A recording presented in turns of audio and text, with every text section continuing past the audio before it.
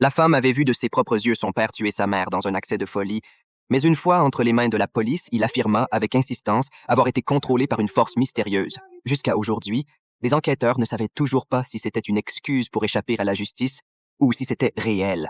Alors que ses pensées tournaient dans sa tête, son petit ami, Tom arriva sur place. Il craignait que la dépression de Marie ne s'aggrave et était venu spécialement pour veiller sur elle. Mais au milieu de la nuit, Tom fut réveillé par un bruit de porte. En se levant, il vit que la porte de la chambre était grande ouverte et Marie n'était nulle part dans l'appartement. Il se mit alors à la chercher dans les escaliers et fut choqué de voir 3 traces de sang sur le mur. Se doutant de quelque chose, il se précipita sur le toit et en effet, il trouva Marie en plein somnambulisme sur le rebord. Tom la prit aussitôt dans ses bras pour la faire descendre. Ayant échappé de peu à la mort, elle fut enfin prise de peur. Elle commença à revoir avec Tom les vidéos enregistrées par Jenny. Ils découvrirent un point commun dans plusieurs vidéos. À chaque épisode de somnambulisme, Marie dessinait 3 marques ensanglantées. Tom soupçonna que ce symbole était peut-être la clé de l'étrangeté. Mais Marie n'en avait aucun souvenir. La seule chose qu'elle pouvait relier était de la lumière qui passait par la porte le jour du meurtre de son enfance. Alors qu'ils étaient tous les deux accablés, on frappa soudainement à la porte. C'était la mère de Jenny,